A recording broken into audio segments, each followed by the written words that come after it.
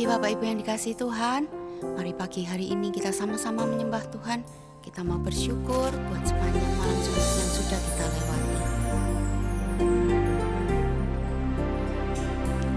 Ada waktu di hidupku, pencobaan berat menekan. Aku berseru, mengapa ya Tuhan, nyatakan kehendak-Mu. Jalan Tuhan bukan jalan-Mu, jangan bimbang ataupun ragu. Nantikan Tuhan, jadikan semua indah pada waktunya. Pada Tuhan masa depanku, pada Tuhan ku serahkan hidupku. Nantikan Tuhan berkarya indah pada waktunya. Hari esok tiada ku tahu, namun tetap langkahku maju. Ku yakin Tuhan jadikan semua indah pada waktunya. Pada Tuhan masa depanku, pada Tuhan ku serahkan hidupku. Nantikan Tuhan berkarya indah pada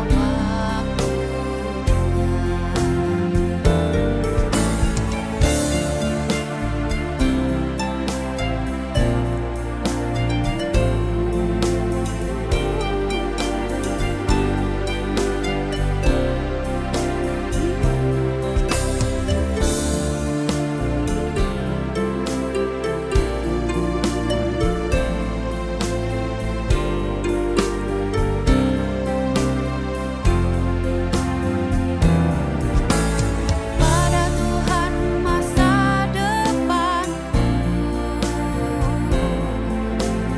pada Tuhan ku serahkan hidupku. Nantikan Tuhan berkarya indah pada waktunya. Nantikan Tuhan berkarya indah pada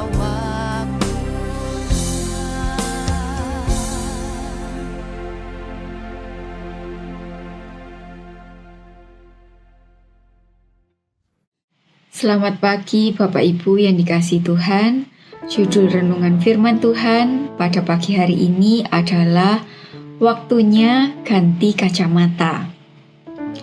Bapak Ibu, saya ingat ketika saya masih bersekolah dulu, saya baru saja membeli kacamata yang baru. Awalnya saya merasa penglihatan saya menjadi lebih jelas. Tetapi lama-kelamaan saya gunakan, saya pusing terus-menerus. Mata saya terasa semakin lama semakin cepat lelah dan berat. Rasanya tidak nyaman, Bapak Ibu. Bahkan saya merasa mual pada waktu itu. Ternyata hal ini disebabkan oleh ukuran kacamata saya yang salah. Dipasang minusnya terlalu tinggi, sehingga saya harus ganti lensanya lagi daripada saya merasa tidak nyaman terus-menerus setiap hari. Nah, Bapak Ibu, di dalam hidup ini seringkali kita juga memakai kacamata yang salah untuk menilai orang lain. Dan gawatnya adalah kita tidak sadar akan hal ini. Sehingga seringkali kita melukai diri sendiri dan menimbulkan bencana untuk diri kita sendiri. Kita mau melihat contoh dari Alkitab mengenai bahaya menggunakan kacamata yang salah ini. Contohnya ada di dalam 2 Samuel 13 sampai 19. Kita akan baca masing-masing dan merenungkan kisah ini mengenai Absalom. Singkat cerita, Absalom adalah anak dari Raja Daud, Bapak Ibu. Ia digambarkan sebagai seorang yang sempurna secara fisik dan berpotensi. Kalau kita lihat dari sini, seharusnya dia sudah memegang kesuksesan dan masa depan yang baik. Dia bisa dapatkan semua itu. Hidupnya di masa depan akan luar biasa seharusnya. Namun Alkitab berkata sebaliknya. Nah, cerita ini berawal ketika Tamar, adik kandung dari Absalom, diperkosa oleh Amnon, kakak tiri mereka. Mereka semua sama-sama anak Raja Daud namun berbeda ibu. Nah, di dalam 2 Samuel 13 ayat 20 sampai 22, kita akan membaca bagaimana reaksi Absalom dan Raja Daud mengenai kejadian ini. Saya bacakan untuk Bapak Ibu sekalian. Bertanyalah Absalom kakaknya kepada Tamar, "Apakah Amnon kakakmu itu bersetubuh dengan engkau? Maka sekarang adikku, diamlah saja. Bukankah ia kakakmu? Janganlah begitu memikirkan perkara itu." Lalu Tamar tinggal di rumah Absalom kakaknya itu seorang diri. Ketika segala perkara itu didengar Raja Daud, sangat marahlah ia. Dan Absalom tidak berkata-kata dengan Amnon, baik tentang yang jahat maupun tentang yang baik.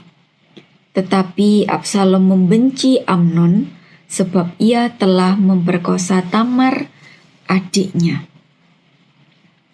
Bapak Ibu, kita baca bahwa Raja Daud marah.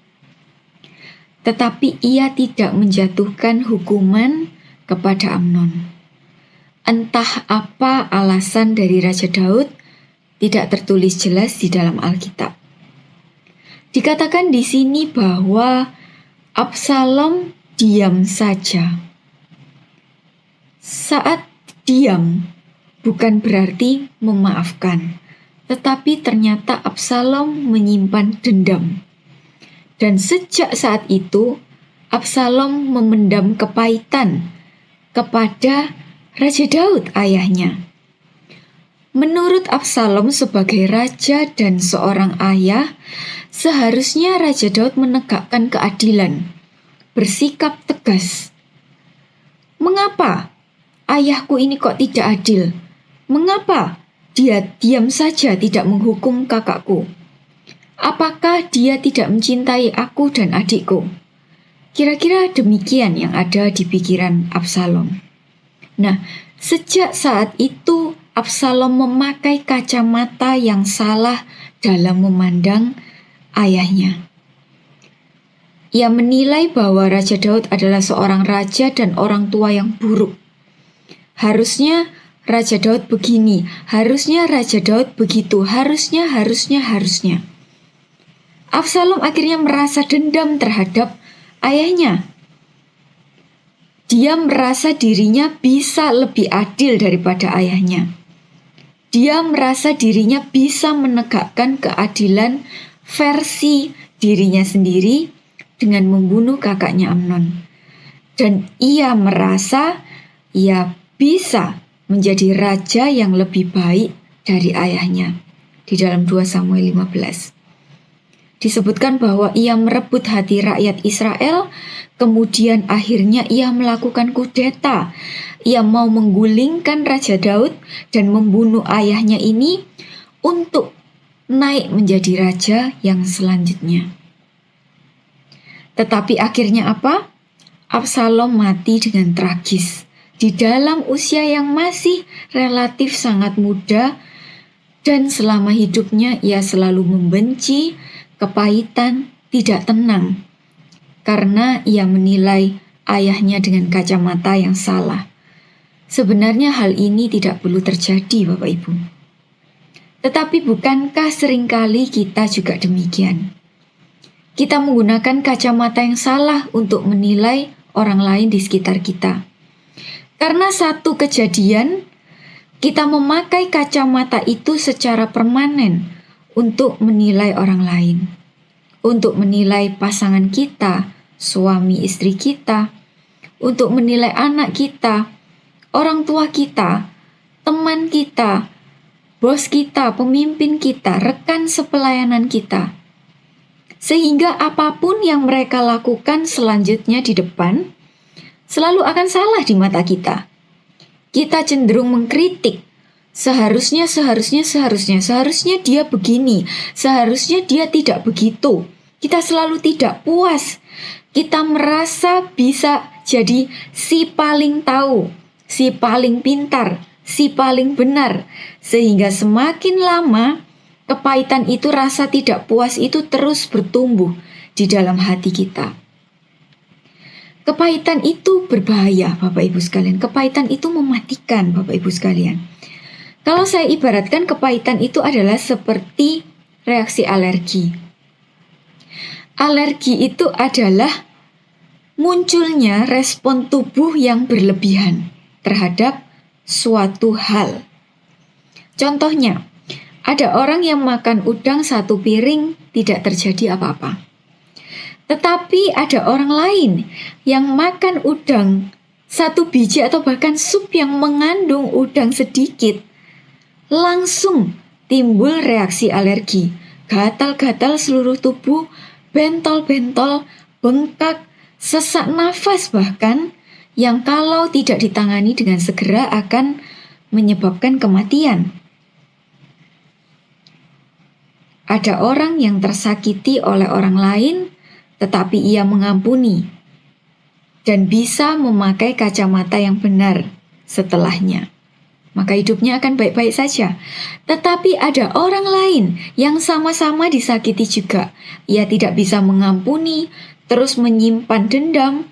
Otomatis dia terus memakai kacamata yang salah dalam menilai orang lain sehingga menjadi pahit hatinya. Akhirnya ia melukai diri sendiri, hidup terus mendendam tanpa sadar, dan akhirnya menghancurkan dirinya sendiri. Maka Bapak Ibu sekalian, pada pagi hari ini saya ajak kita semua untuk menjadi orang-orang yang bijaksana.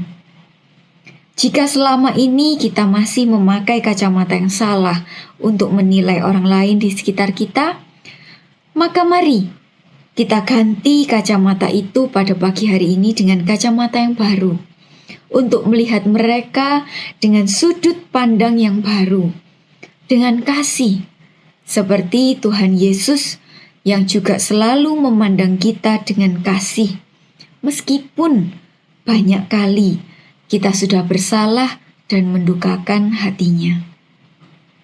Mari kita renungkan Bapak Ibu, mari kita lepaskan pengampunan, dan kita harus berhenti menyakiti diri sendiri, maka kita akan mendapat kelegaan yang daripada Tuhan. Amin.